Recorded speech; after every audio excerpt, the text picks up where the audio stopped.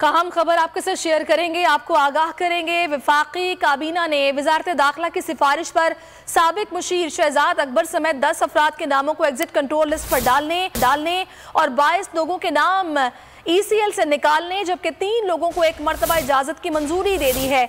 आपको फिर से आगाह करेंगे, वफाकी काबीना की इंतकामी कार्रवाइयाँ जारी हैं।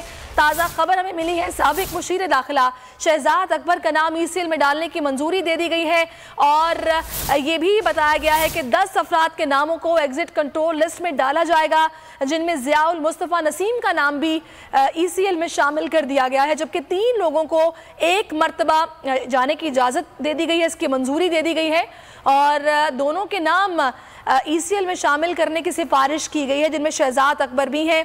इस वक्त नुमाइंदा खुसूसी सिद्दीक साजिद हमारे साथ हैं, उनसे बात करते हैं। सिद्दीक, आगाह कीजिएगा, मजीद क्या डिटेल्स हैं आपके पास?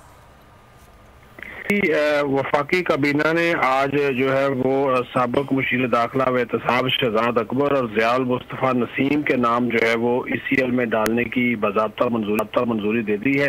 इसकी सिफारिश वफाकी काबीना की जानब से जो थी वो की गई थी और दोनों के जो नाम इस वजह से काबीना में डाले गए हैं कि ये जो इमरान खान के दौरे हुकूमत में मुबैना तौर पर कहा गया जी 50 अरब रुपए जो है एक निजी हाउसिंग सोसाइटी के मालिक को वापस किए गए और उसके बदले में कुछ जमीन जो है वो हासिल की गई, तो उसके हवाले से कमेटी बनाई गई थी, तो उन्होंने सारे ECL में डाले जाएं।